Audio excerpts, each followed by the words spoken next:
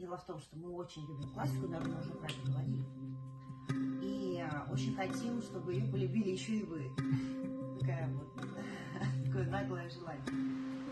И поэтому мы в песнях используем музыку великих классиков. Я пытаюсь там еще и высказать какие-то свои философские мысли. Но что в этом такого? Сейчас только ленивый не высказывает своих философских мыслей, и я, собственно, туда.